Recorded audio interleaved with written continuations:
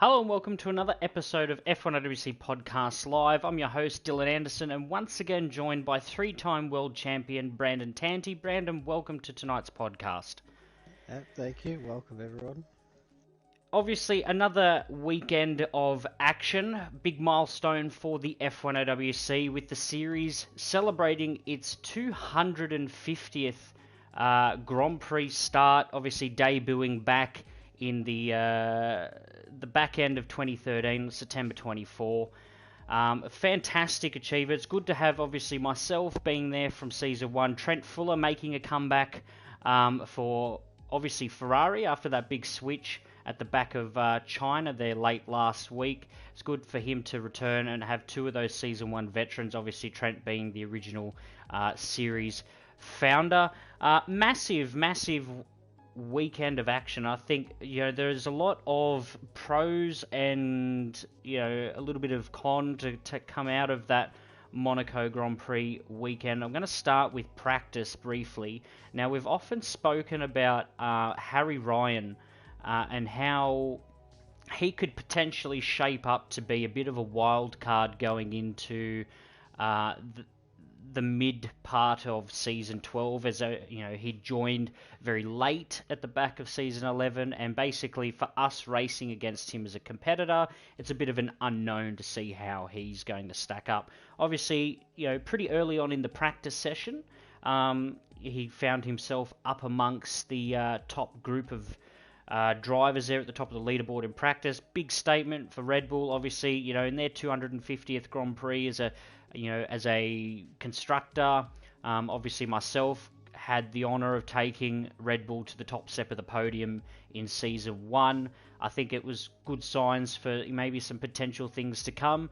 But it was a pole position for yourself, Brandon, for Renault, which some would, given the recent track, performances, would say you'd probably would have been the favourite. But you've gone a couple of rounds without a pole position this season, but obviously backing it up in Spain with the double race win and the pole position to come back and get a pole position on the streets of Monaco, been a very different track to Barcelona. How did you go about working the car and getting up to speed on your pole position lap? It was a bit tricky, especially because there was such little time in the dry that we had due to half the qualifying session being wet, and then kind of a bit of a wait to see if the conditions would dry out. And I went out for my first lap and made a mistake. I got a bit of damage. I was probably lucky not to retire the car then and there. But got back in, and then I essentially only had one lap to make it count right at the end. So got some clean air, which is valuable around this track, obviously, because there's very little places you can actually let cars through. So you want to make sure you can have as much clean air as possible. Got out, gave it as much commitment as I could, as this track in particular requires. To give it maximum attack, maximum commitment, and hope you can make it to the end of the lap and set a representative lap time. And I think I surprised myself a bit, at the end there. I think the practice I could have gone quicker, but obviously with one lap, I'm still very happy with the outcome.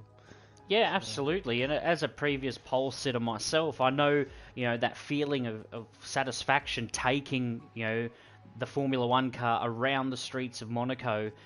On the limit, millimeters from the barrier, and to be able to pull off a lap and finish qualifying with the top time, and nearly 2.5 tenths quicker than both McLarens, which is a big statement, obviously, after the up and down weekend in Barcelona.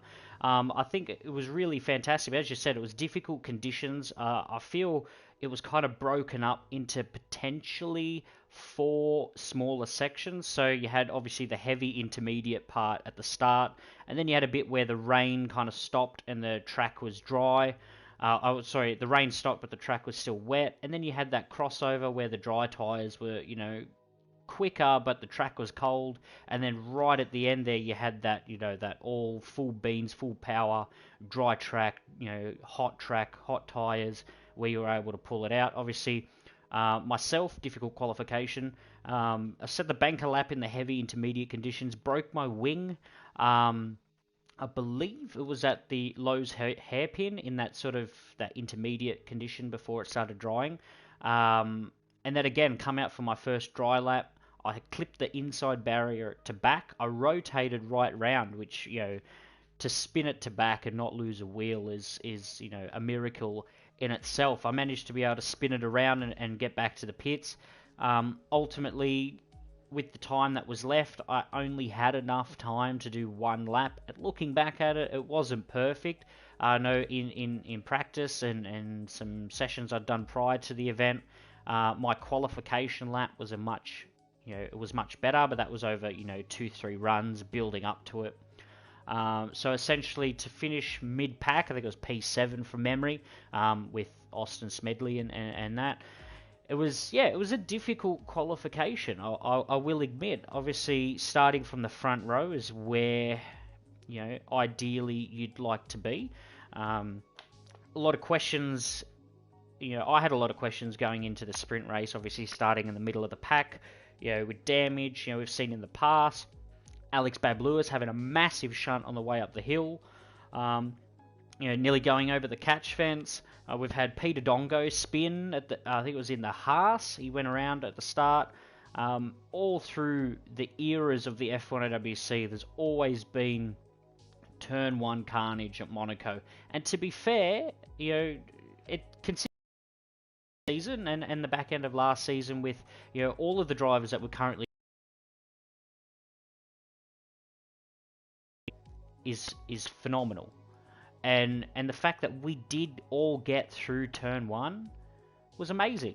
Obviously the run up to Casino Square, there's a bit of little bumping of the tires and stuff like that. Obviously once people sort of spread out and found their place in the train, I think it was a phenomenal start to the race, and given that Monaco needs to be millimeter perfect to find cars, going through turn one, not wiping each other out, not doing something stupid, I think, was really fantastic. What's your take on the start of the sprint race, leading from the front row?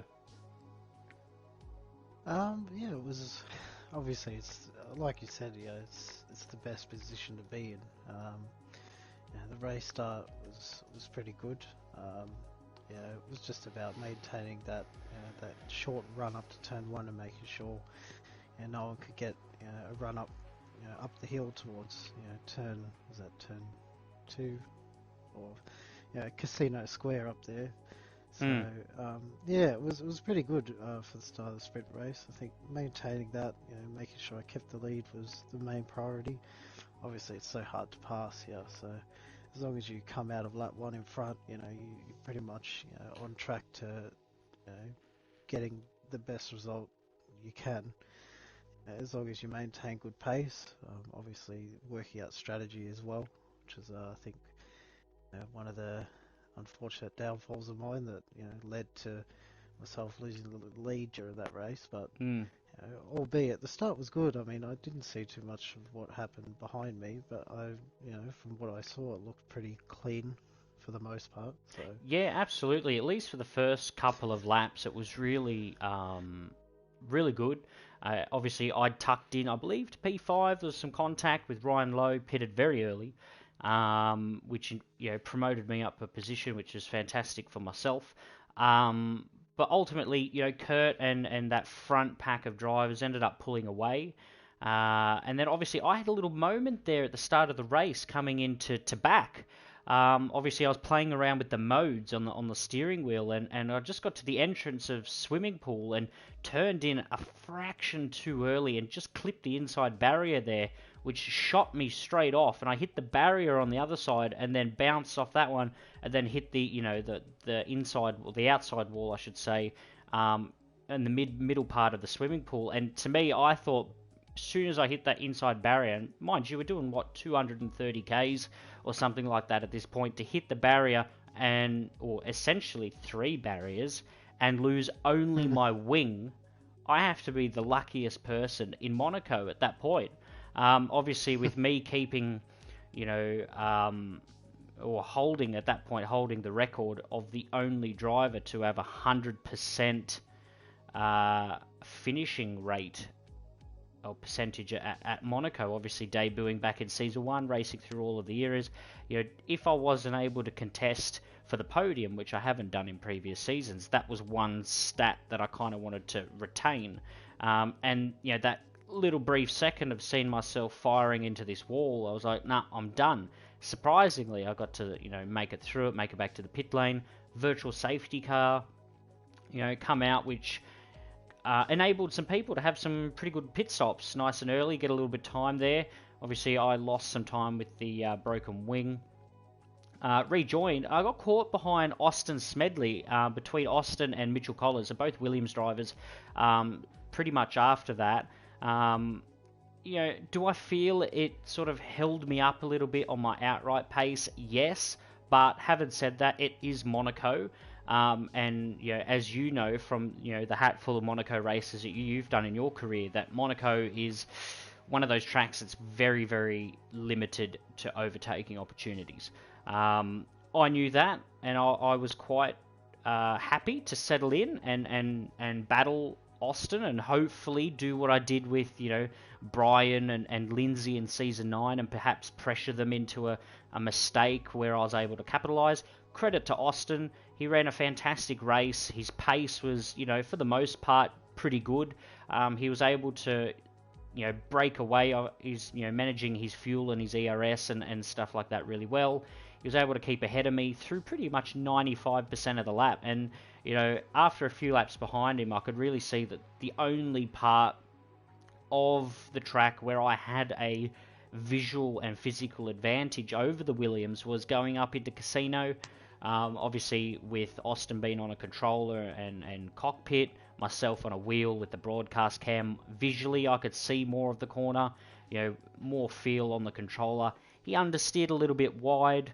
Now, me, obviously, knowing the risk of overtaking Monaco, I kind of looked into that, that overtaking opportunity a couple of times, backed out of it, because obviously, I know, and I'm sure you'd agree with me, that overtaking into Casino is not an overtaking position. But after having a look a couple of laps, Austin understeered a little bit wide. I threw it down there. In hindsight, really I shouldn't have, because I've been around long enough and I'm smarter to know that that's not an overtaking opportunity. There was Dan to me after the race. I spoke to him as well. I felt that Austin had no part to play in responsibility of that contact, and that it was purely my own risk, and I accepted that, and we carried on. Ultimately ended up pitting later on, after that damage, and come back to get the fastest lap of the race, which was fantastic for myself. I saw some footage throughout that sprint race of 4-5 cars all battling, nearly 3-4 cars wide going into Saint Devot and on the run up to the hill and various other places of the track. Yourself, Kurt, Ryan, Oscar, Shannon was in there. And, from a spectator's point, to see that kind of racing at Monaco, I think is good. It's healthy to see that we've got such depth in our driver talent. In season 12 and from last season as well. It's backed up, it's consistent. Obviously we've got more people contending for those top couple of steps of the podium and the higher points finishes. Obviously Kurt ended up coming through with the win in the sprint race, which is fantastic, picking up Renault's second win at the streets of Monaco, backing up from Brian Cruz in the sprint in season 11. So it's good for them to keep up, obviously the development that Renault have made as a team in this series, and obviously with yourself there playing your part as well. But there was a sort of bit of a downside to what was such a great Monaco weekend. For a lot of things, and that was obviously the massive influx of penalties and incident reviews that were put forward in the sprint, and of course, massively in the feature. Obviously, the feature race, started in the wet reverse grid. You got a Haas, front row lockout. Trent's back there in the Ferrari. Fletcher's there. Austin's there. I'm there. Heavy rain, night conditions. It was, and we knew going into the weekend that the feature race was going to be a recipe for disaster. And for the most part, it was pretty good. Like, we all got through turn one. But I'm just going to run through the details of the feature race first before I segue back to the penalties. Obviously, the Haas drivers broke away, leading the race. Ben going into was leading the race going into turn one, and Mitchell Hayward was behind him, and essentially Mitchell Hayward claims that he overshot the braking marker and elected to take to the pit lane exit or cut that extra tarmac area there at turn one to avoid crashing into the back of his teammate. Right now, that to me on paper makes 110%. Like, obviously you don't want to crash into anyone, let alone your teammate. Now, obviously Mitchell would have picked up a 10-second penalty for cutting the corner to that level of severity, and then ultimately would have had a illegal overtaking warning for illegally overtaking Ben. Now, to me, that he should be yielding that position back. Now, I know there's been times in the past where you, myself, other drivers may have made a mistake and ended up yielding the position. I know I was stuck behind Mitchell Hayward there for a while going into the Novell chicane. I overshot it. I went through the chicane, even though I still had the track position on Austin.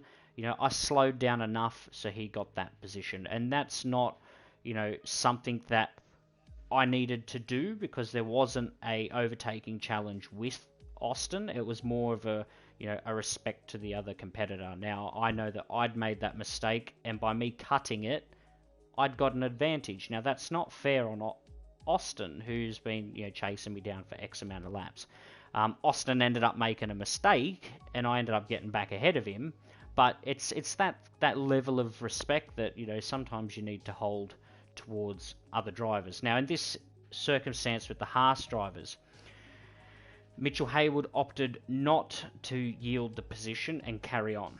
Okay, now if he did yield the position and readdress it, I would have considered taking off that 10-second time penalty for cutting the corner, as it was legitimately to avoid collision.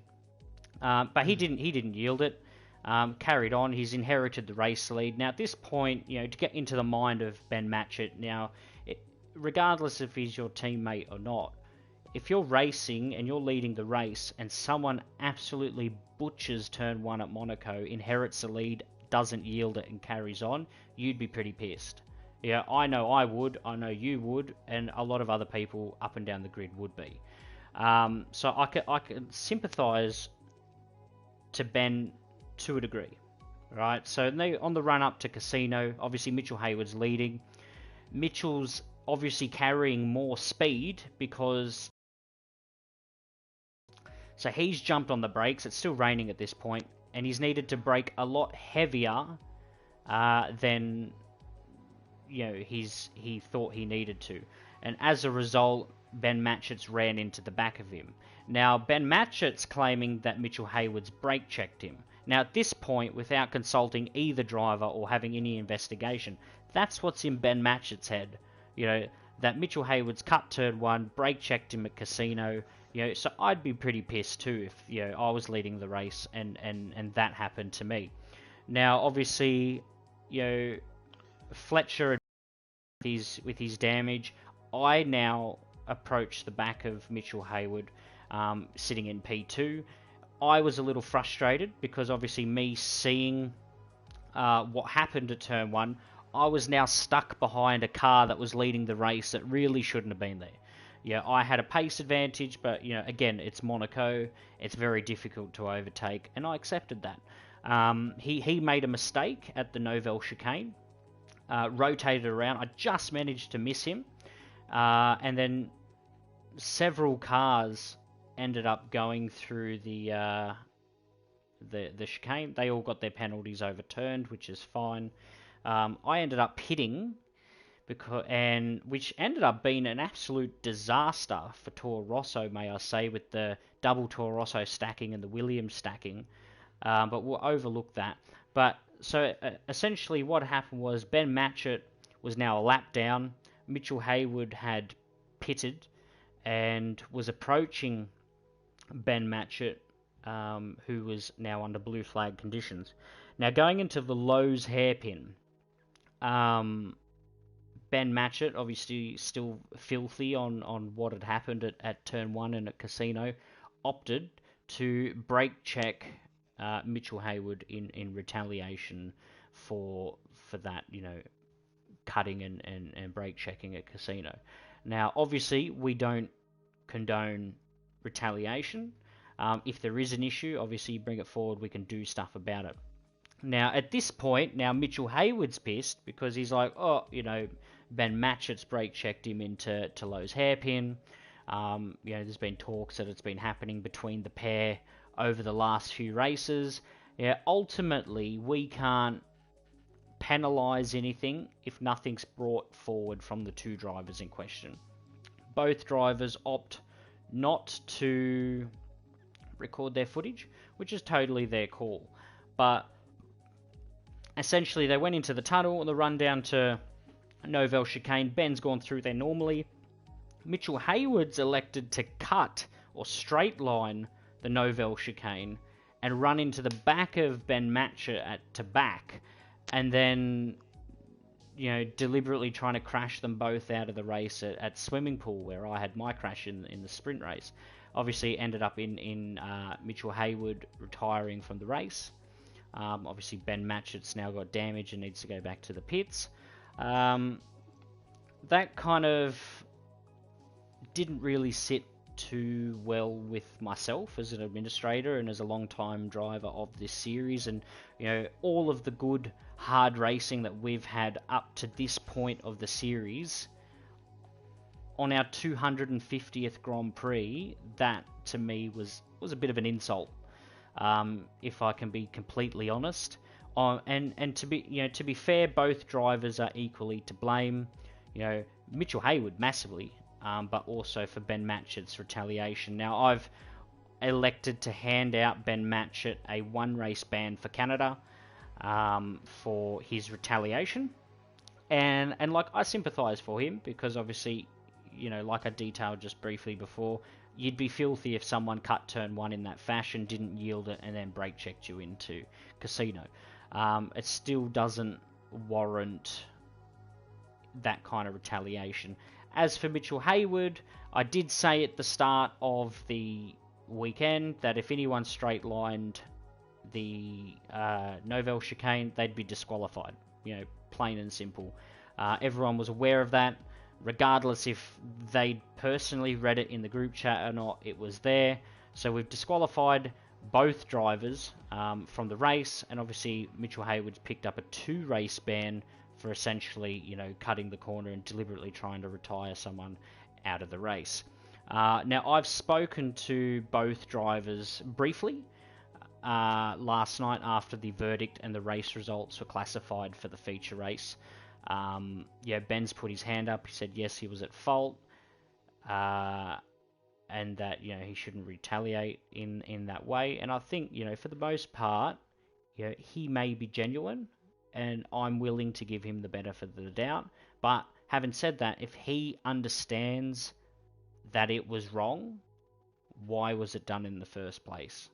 That's the question that needs to be asked. Obviously, big question marks about potential Haas's participation moving forward. But yourself, Brandon, we've elected to speak to both drivers at the same time upon their return to the series in France. So hopefully we can try and get to the bottom of the Haas issue. What's your take on the ongoing saga at Haas F1? I think not just looking at the drivers in particular, but just reminding everyone as a whole. I think that actions like that aren't tolerated. Despite the fact that things happen in a race, and things don't always go your way, and things at times do look deliberate from another driver. You shouldn't go out of your way to engage in conduct that deliberately forces damage on another driver, or to take them out in that sort of fashion. Like Mitchell Hayward has obviously decided to do by straight lining the Noval chicane and then crashing into Ben as a result. And same for Ben. He shouldn't be retaliating in the way that he's done so. It's conduct that's not on. And it's not on to see for maintaining respect within yourself, but maintaining respect as a driver amongst the paddock.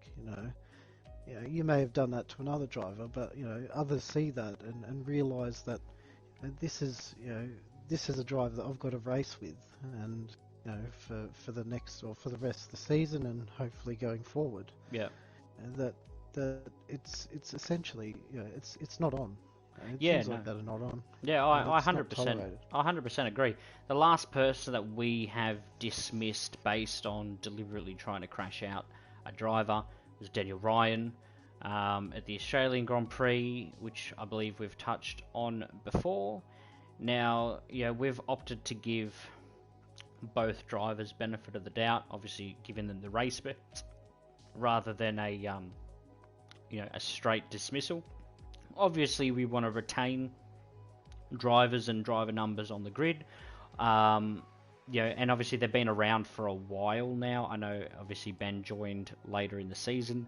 Mitchell's been there since Belgium last season, and that's to me, to coming up nearly a full season of racing, I think to be doing stuff like that so deep in your career is a little bit foolish, and obviously will reflect on himself as a driver and how everyone is perceives him as a driver.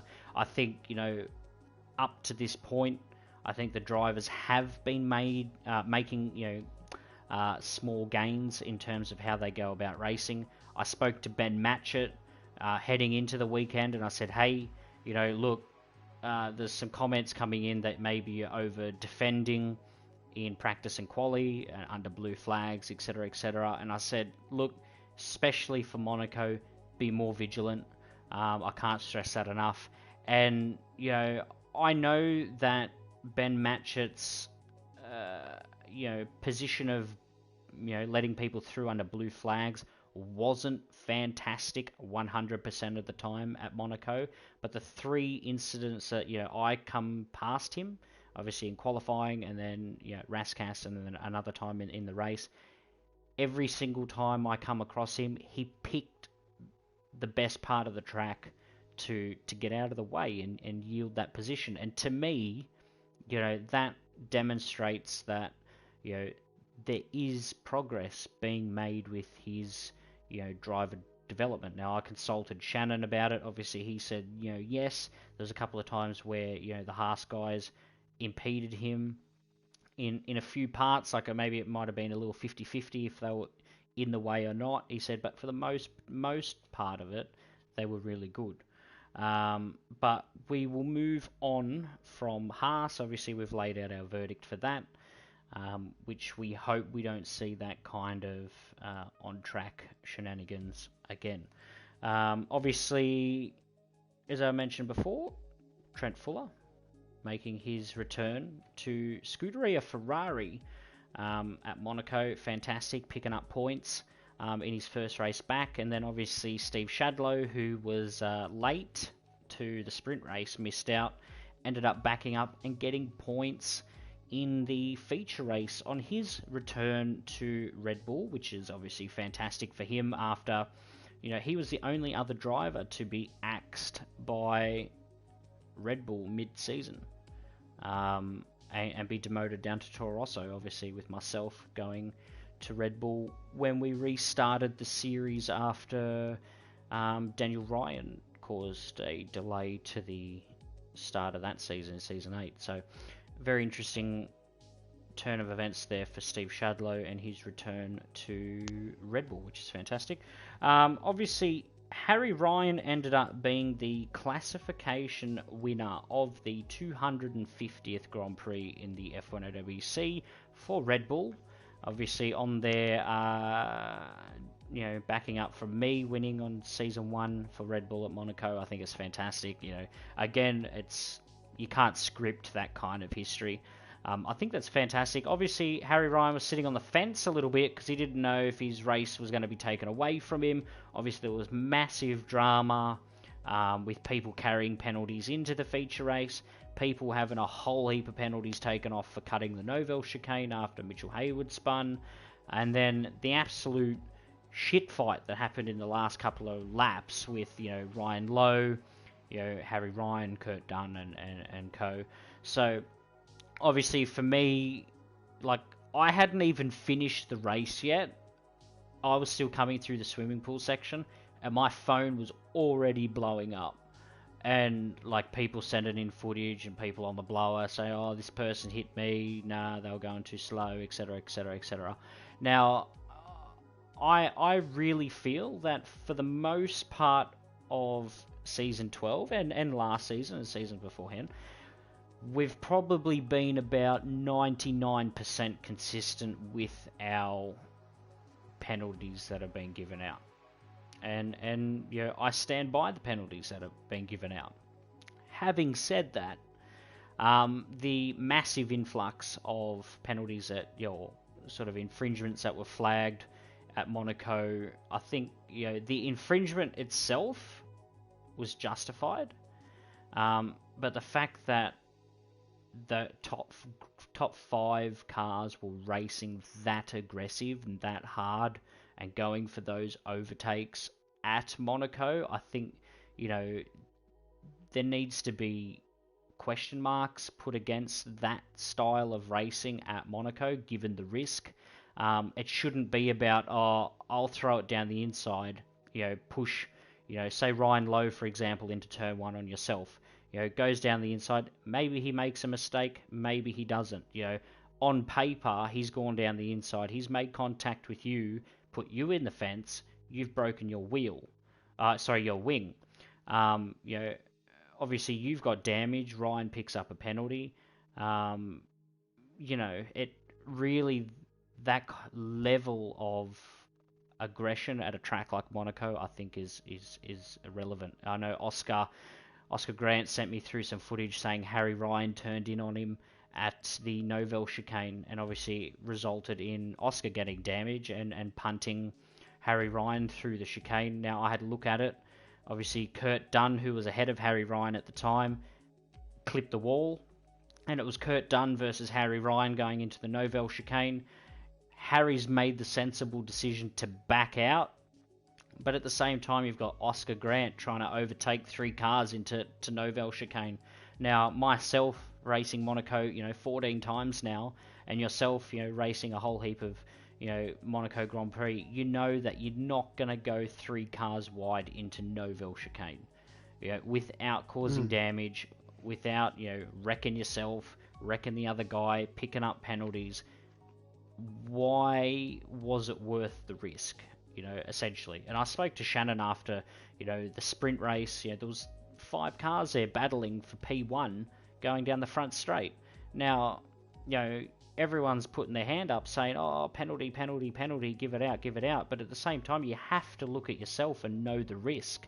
If you're going to go for that overtake knowing that there's 110% risk and it backfires on you, you've got no one else to blame but yourself for taking that risk, essentially. And unfortunately, some penalties that were, overturned and put in people's favours, and other ones weren't. Ultimately, I wrote off the Oscar Harry one at Novell chicane as a racing incident because I felt that, it was borderline reckless for Oscar to throw it down a 3-car wide into Novell chicane. What happened on the last lap, the penultimate lap with, Ryan leading the race, obviously he pitted early, went for the softs. It was good for him. He had track position, he had faster tyre. Obviously, they burn out after a while. Now, he claims that his steering wheel, come loose on his desk midway through swimming pool, which caused him to get a corner cut at swimming pool where myself and Mitchell Haywood had that crash in the various races. Now, he wanted that penalty overturned. Now, that may be fine, but there's nothing to visually show me that that's the point of the track where your wheel come off. You know, unfortunate as it is, I can't do anything about it. And I did nothing about it. You know, and then obviously Harry Ryan and Kurt Dunn had caught up to the back of him. There was contact made with Harry Ryan. Now, Ryan got damaged, Harry got damaged, Kurt got damaged, because they were running in formation there. And then obviously Kurt Dunn thrown it down the inside of Rascasse and ended up getting both of them, which I think, look, from a spectator point, it was a very ambitious move into Rascasse. And at that point of the race, probably not. I personally wouldn't have risked it based on, if Kurt's trying to overturn the poor races he's had up to this point in the championship to, throw away points like that. It's very risky, and again, it goes back to what happened in that sprint race with yourself, Kurt, Oscar, Ryan, and Shannon running that close. If you guys had wrecked each other and wiped each other all out, I couldn't imagine the fallout from that kind of scenario, and it would be everyone pointing fingers. And to be honest, to be racing like that at Monaco, you only have yourself to blame if it was to, fall apart like that. We ended up giving Kurt Dunn a penalty for pushing Ryan at Rascasse, which resulted in Kurt and Harry Ryan getting past. So that moved Ryan Lowe back up onto the podium, which I think, is good for him. Is he happy about it? No. But having said that, going into the weekend, he had an absolute shocking Spanish Grand Prix. Lost both the drivers and constructors, championship lead. Right? He comes in, yourself, Brandon, have had a little 50-50, event at Monaco, obviously carrying penalties after the contact with Oscar. Now, despite Ryan Lowe's so-called bad result in Monaco and feeling bad for being punted by, Harry and Kurt at the end of that feature race, Ryan Lowe needs to just take a moment to reflect on where he currently sits in the championship. Right? Now, you, Brandon, have had a shocker. Right? Now, despite Ryan Lowe's, efforts, he's managed to half the gap to yourself in the Drivers' Championship points. Right? Which is fantastic on the back of the dominating weekend you had in Spain. Right? Now, Oscar Grant finished on the podium in both races. Okay? One was by penalties, one was on merit. Now, because of that, McLaren now lead the Constructors' Championship again, right? So in the space of one weekend, they've gone from halving the gap to yourself and reclaiming the Constructors' Championship. Now, for me, on paper, that's a fantastic weekend for McLaren. Not so much Ryan Lowe, but for McLaren as a bigger picture. I think Oscar had a fantastic race. He did really well to back up after, you spinning him at Nouvelle Chicane.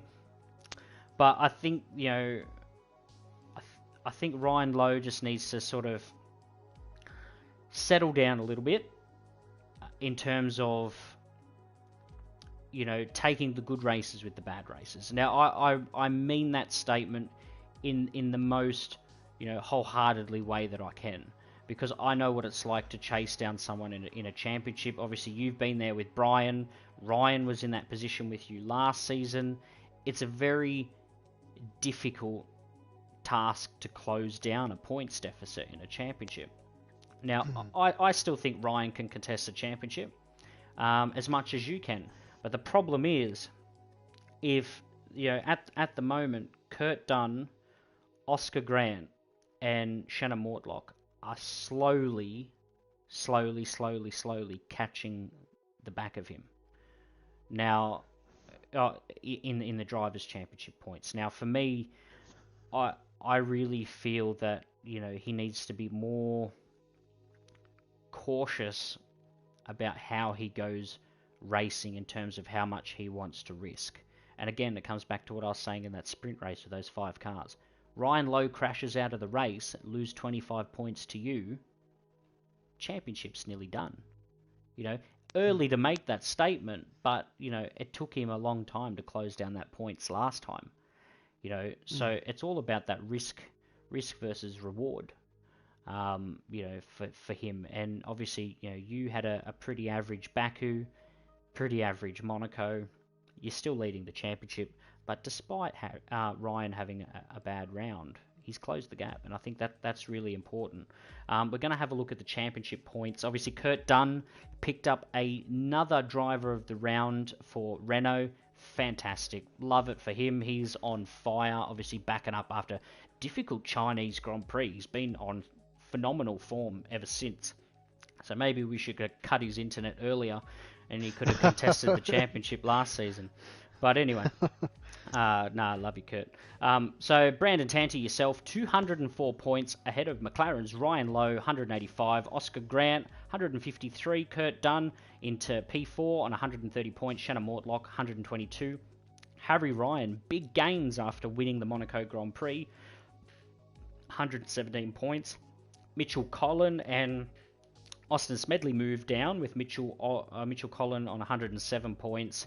Austin Smedley, 89 points. Myself, still in P9, 72 points. Fletcher Sermon for Ferrari in 28 points. It just goes to show there with the Williams how quickly, it can swing in the championship. Obviously at one point there, Mitchell was up in P3 in the championship, a couple of bad races, and it slowly falls apart. But I really hope that they can bounce back. Obviously Monaco is very difficult. A couple of street tracks have been quite difficult. Second page, obviously Steve Shadlow, now a Red Bull driver, 14 points. Mitchell Hayward, 13 points. Ben Matchett, 1 point. And Trent Fuller gets off the mark with his first points in Season 12 for Scuderia Ferrari with a single point in the sprint race. We're going to look at the Constructors' Championship points now. McLaren, as I said, picked up the championship lead once again, 338 points ahead of Renault on 334 points. So a 4-point gap there. And then in P3, Rocket Williams Racing, 196 points ahead of Toro Rosso on 194 points, so a 2-point gap there. So it's interesting Constructors battle this season, obviously on the back of having a pretty average Constructors Championship last season, obviously with you and Kurt running away with it at Ferrari. Aston Martin Red Bull Racing, 130 points. Scuderia Ferrari, 39. And Rich Energy Haas F1 team in P7 on 14 points.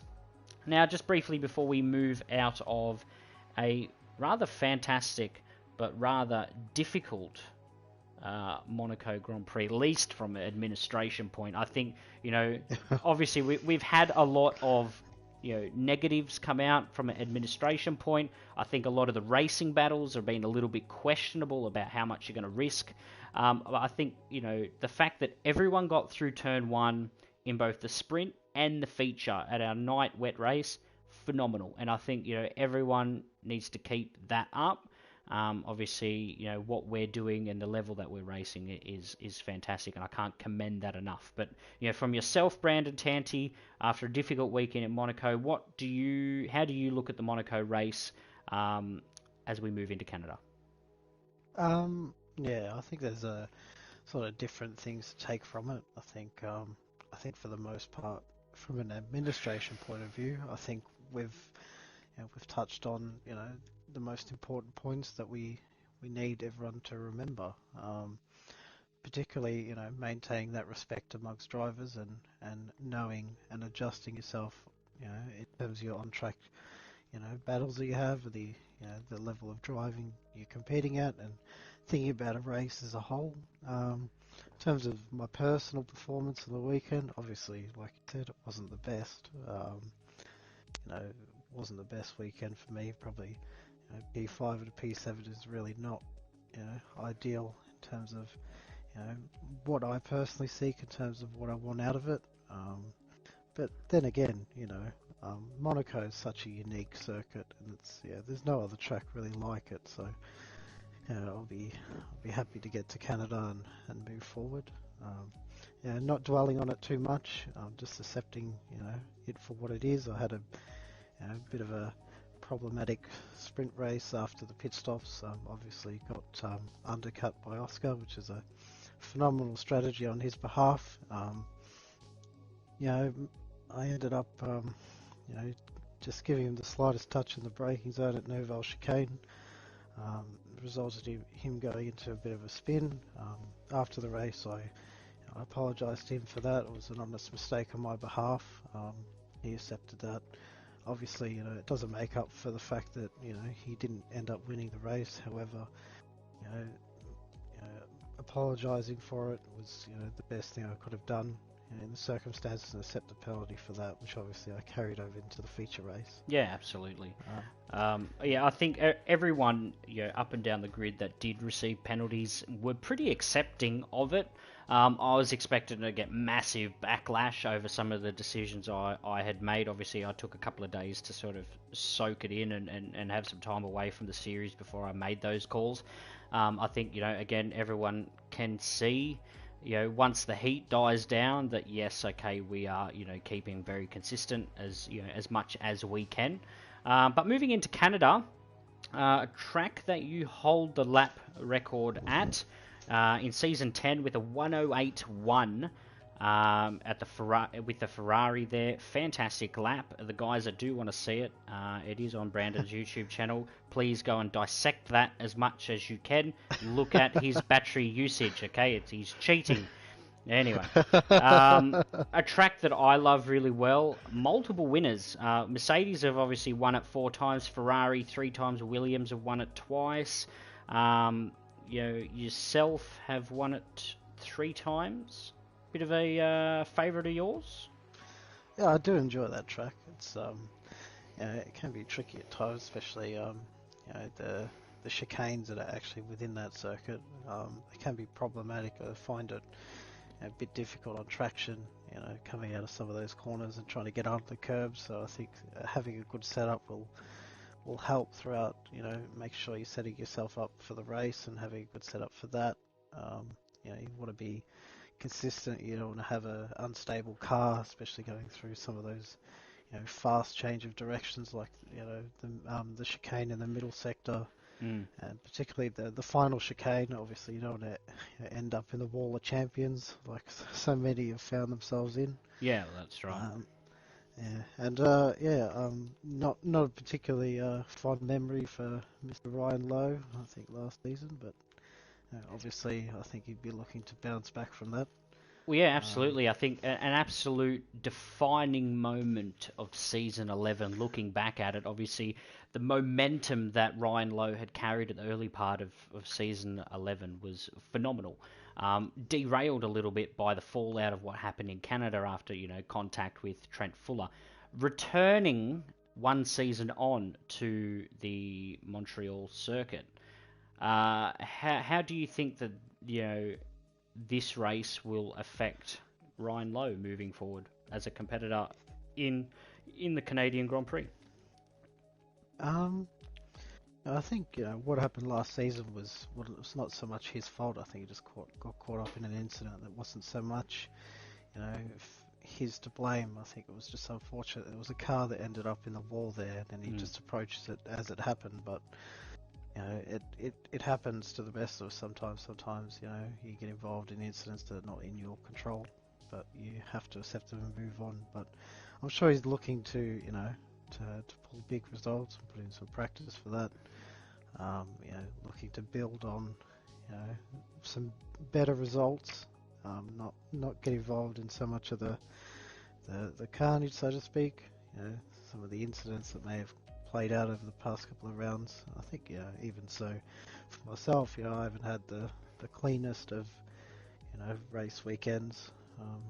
Picked up a penalty in Monaco, but looking to make a statement. I think. Yeah. I think he'll be looking to make sure that he can show everyone that he is the driver that he believes himself to be. So. Oh yeah, 100%. And I think over the past few rounds, I think obviously what's unique about season 12 is the fact that it isn't a two-horse race, and the fact that Kurt Dunn, Oscar Grant, Shannon, and even the Williams boys are taking critical points away from yourself and Ryan Lowe, which is what we saw in season 9 with Brian Cruz, who was leading the championship. That that sort of myself, you, Nathan Mazzolo, and all that, and Wayne Hames taking points off of us being able to catch Brian in the championship, which ended up him winning the championship, despite the fact that for the most part of the middle part of the season, at least while Sauber were dominating, that he wasn't really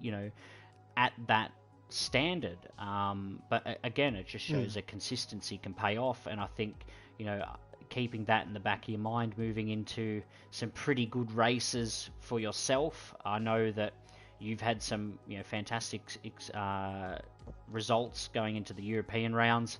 I think it'll be really good for Ryan and Kurt and Oscar to see how close that they can push this championship, and hopefully we can get to Abu Dhabi and have a 4-race shootout and everyone crashes and Toro Rosso wins. Well, I think that's the thing. I think there's so many more races to go, and there's so many unknowns that we face. Each race provides a different challenge, and I think each driver will face that challenge as it comes. I'm not expected to have perfect race weekends, and neither is anyone. I think the rounds we've had up to this point has proved that. Like myself, didn't have the best Monaco. Obviously, Shannon, hasn't had the best, few races at certain points. Although he has picked up a race win this season, he has, hasn't he? It was taken off him at Baku. Oh, okay. So yeah, Sorry, Shannon. Well, obviously, everyone's relative performance is there, and everyone has the capability to be there. Obviously, I can never count out my teammate Kurt. He's a formidable, teammate to have. And, Monaco Grand Prix winner now. Yeah, and that's right. And and same for Ryan. His teammate is also a formidable opponent as well. You can't count anyone out in this. And that's the point. I think we need to make that. It's not going to be a two-horse race. I think things will, change, and there'll be peaks and troughs throughout the season that'll show that, there'll be lead changes and difficult races. So yeah, absolutely. Yeah. So we're gonna look into France really quickly. Obviously, pole position, and the lap record for Shannon in season 10 with a 1:29.1. Brandon, yourself winning for Ferrari in P10. Oscar Grant winning in season 11 sprint race for Alfa Romeo, and Luke Smith winning for Toro Rosso in this season 11 feature. So 3 different winners, 3 different teams. It'd be interesting to see who can jump, and potentially add another driver winner or team constructor winner at France. I think that's going to be really fantastic. We're going to jump into the weather draft for the Canadian Grand Prix. I know everyone's been probably sitting around patiently waiting, going, hey Dylan, just, we don't want to listen to you guys ramble, we just want the weather. And valid point, and we're going to jump through it. But I will make note that this Saturday coming, we will not be hosting a race. We'll be having a weekend off, just for, people to do whatever they want, do other things, spend time with their family, as it has been a hectic couple of weeks. From our, me and Brandon as administrators, obviously doing the podcasts on the Tuesday and the Friday, having the 2 races in the middle, and again on a Saturday, massive. So we're going to have next Saturday off, but after that it'll be back to normal. So, alright, the first weather allocation for practice at Canada will be light cloud for Canada practice. Okay. And it will transition into overcast. Okay, dry practice. And it will transition into, for quali, I should say, it will start heavy rain. Oh. Heavy rain qualifying. And it will finish overcast. That's an interesting one. So again, similar to Monaco, in terms of having one lap at the end. Sprint race will start clear, so sunny start in Canada, and it will transition into light rain. Okay. So it's definitely a pit stop there. You won't be driving to the end of the race in slick tyres, unlike No. bloody Bahrain. The feature race will start like cloud and will finish clear. Okay. So a clear feature race, always welcomed. Wet quali, dry practice. End of the sprint race will be wet. Very interesting. France track I particularly don't like, I should say. Though I haven't driven it on a wheel, so we'll see how that plays out for me. But practice will start heavy rain. Heavy rain, practice at France. And it will finish clear. Okay. Qualifying will start overcast and will finish light cloud. So dry qualifying. Austin's messaged in and said France on a controller is horrendous. That I can agree with. I'm sure Dylan could agree, like you just said. So. Terrible track, let alone in the wet.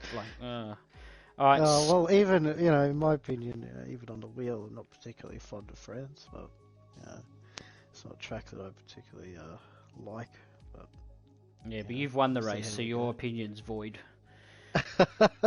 The The sprint race will start in overcast and it will finish clear. Okay. And the feature race will start light rain and finish light rain. Ooh. Is that our first full wet race of the same condition? I think it is. I think so. I believe so. Yeah. I actually just want to run through those weather allocations for the guys listening. Yeah. So the weekend of the Canadian Grand Prix, which is tomorrow. For practice, we'll start in light cloud and end in overcast conditions. For qualifying, we'll start heavy rain and finish in overcast conditions. The sprint race will start in clear conditions and end in light rain. And for the feature race, it will start light cloud and end in clear conditions. And for France, on the Thursday there, practice will start heavy rain and transition to clear conditions. Shattered. Qualifying will start overcast and end in light cloud conditions. The sprint race will start overcast and end in clear conditions, and for the feature race it will be a full light rain race, so start light rain and end light rain. So slick tyres is the optional strategy for that race? Well, I don't think I'll be taking strategy calls from you. Well, that's for sure. I'm sure someone will. Looking at the weather allocations, what are your thoughts? Again, like for qualifying Canada, we're going to have some rain involved. Heavy rain to overcast makes me think that the track may not dry out. So the best you may hope for is to set a lap in light rain conditions. Although I could be wrong. Just my opinion, the way the weather transitions in this game, you might just get a lap at the end. Obviously, the track's going to be cold, so similar to Monaco. It's going to be a bit slippery. But sprint race, clear to light rain. Another transitioning race, dry to wet. It's going to be it's going to be interesting to see how that pans out. Obviously, everyone will be keeping their eye out for when to pit. when DRS gets disabled. So yeah, that's right. It's definitely the wet weather's been a big equaliser in season 12 for a lot of people. It's put people, like the Williams guys, Mitchell Collin there in Bahrain, in very good contention. Pulling up some surprise results. I think it's going to be fantastic. As for France, hopefully it should be, a much cleaner race for the stewards' point of view, as the crash barriers are really, really far away. So that works in my favour. But anyway, guys, thank you for tuning in on this Tuesday evening. Hope you guys enjoyed the podcast. Thank you, Mr. Brantanti, for joining us once again, and we'll see you guys on Friday. Farewell. See ya.